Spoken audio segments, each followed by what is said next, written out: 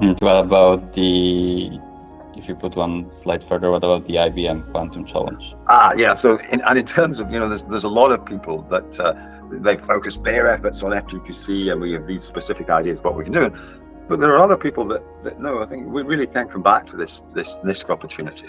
And in some sense, we're used to calling today's devices NISQ devices, but in a sense, they're not.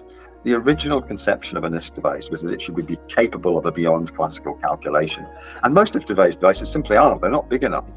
And there really are proposals now to bring us routinely usable devices that go past that barrier. The IBM 100 by 100 challenges really sticks in my mind as a very focused, interesting new approach. Obviously, what it does is it combines a step forward in the fidelity of IBM devices, which they plan, and that's not just hypothetical. They've identified the specific component improvements that they're introducing in their Heron 2 range of devices to enable this. It's partly tunable couplers. It's also tuning away the two-level system defects, TLS defects, from their qubits which hit their current fidelity. It gives me confidence that they will deliver on their fidelity improvement for next year.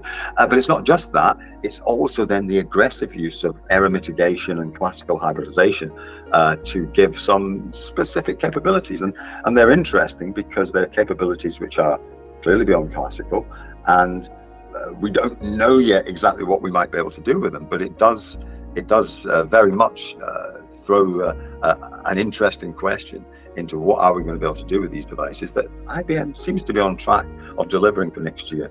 They had a great proof of principle by demonstrating they're looking for 100 qubit wides by 100 gates deep. They managed to do 127 wide by 60 deep on their existing Eagle device this year, and I was really struck by that, because that was actually much better performance than I had anticipated they would be able to get out from Eagle, and it illustrates the power of the error mitigation and classical parallelization approaches that they're using here. Another one which I think is very interesting for this true NISQ going through to early FTQC area is the analog mode in the neutral atom devices. And again, there's always been an intuition that this could be an interesting approach where I'm simulating a directly analogous system.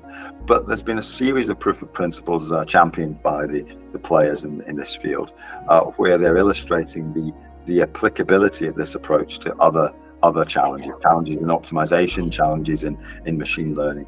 And it's absolutely wrong to say, oh yes, and we all know that this is, but it's a relatively unexplored avenue, which very interestingly could deliver something in this initial period. Fantastic. Thank you.